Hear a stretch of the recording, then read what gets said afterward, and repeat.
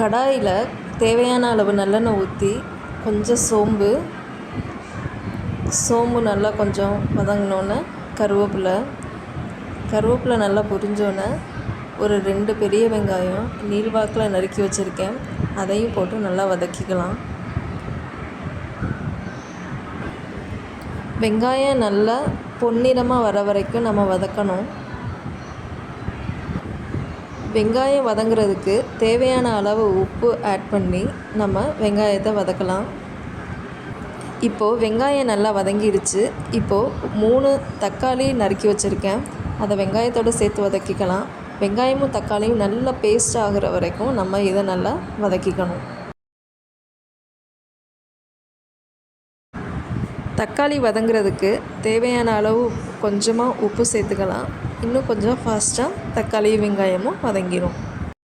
இந்த தக்காளியும் வெங்காயமும் வதங்குறதுக்கு இடையில் நம்ம 1/4 மூடி தேங்காய், ஒரு 4-5 பல் பூண்டு, கொஞ்சமாக இஞ்சி, 1 ஸ்பூன் மிளகு, 1 ஸ்பூன் சீரகம், இது எல்லாத்தையும் நம்ம ஃபைன் பேஸ்ட்டாக அரைச்சிட்டு வரலாம். இதுதான் இந்த குழம்புக்கு கூடுதல் சுவையை நமக்கு தரப்போகுது.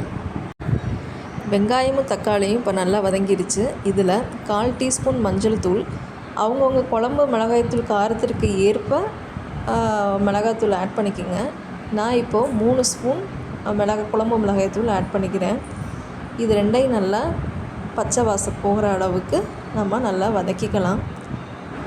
இப்போது மிளகாய்த்தூளோட வாசனை போகிற அளவுக்கு நம்ம ஓரளவுக்கு இதை வதக்கியாச்சு. இதில் இப்போது நம்ம அலசி வச்சுருக்க நண்டை ஆட் பண்ணிக்கலாம். இன்றைக்கி நான் 1.5 கிலோ நண்டு எடுத்திருக்கேன். அந்த மசாலாலாம் நண்டில் படுற அளவுக்கு நல்லா நண்டை மசாலாவோடு சேர்த்து இந்த மாதிரி ஒரு பரட்டிக்கிங்க.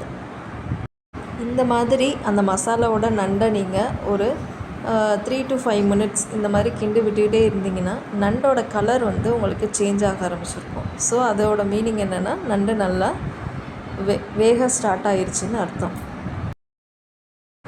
இப்போ ஓரளவுக்கு நண்டை நல்லா மசாலா அதோட மேலே படுற மாதிரி நம்ம கிண்டிட்டோம். இப்போது நம்ம அரைச்சி வச்சுருக்க அந்த கோகோனட் பேஸ்ட்டை இதில் ஆட் பண்ணிக்கலாம்.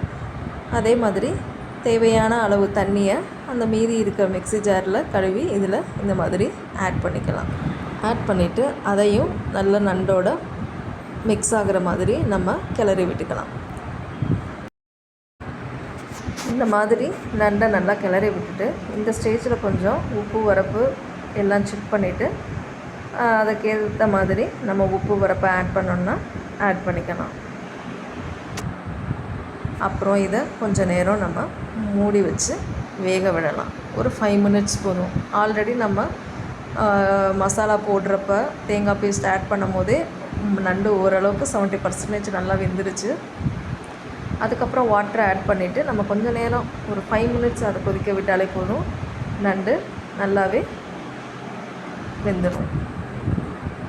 இப்போ நீங்கள் அடுத்த நாள் வரைக்கும் இதை வச்சு நீங்கள் சாப்பிடுவீங்க அப்படின்னா நம்ம அதில் கொஞ்சம் புளியை ஆட் பண்ணிக்கலாம். புளி லைட்டாக கொஞ்சமாக கெடாமல் இருக்கிறதுக்காக, ஏன்னா நம்ம தேங்காய் பேஸ்ட் ஆட் பண்ணுறோம்னா அதனால் கொஞ்சமாக புளி அந்த டேஸ்ட்டு பிடிக்கிறவங்க ஆட் பண்ணிக்கலாம். இல்லை நாங்கள் ஒரே நாள்லேயே அதை நாங்கள் ஃபினிஷ் பண்ணிடுவோம் அப்படிங்கிற மாதிரி உள்ளவங்களுக்கு இது தேவையில்லை, ஸ்கிப் பண்ணிக்கலாம்.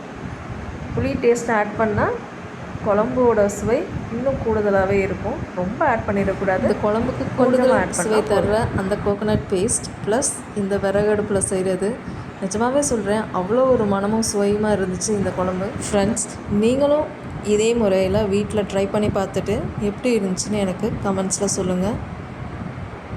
Thank you for watching. Please subscribe and share.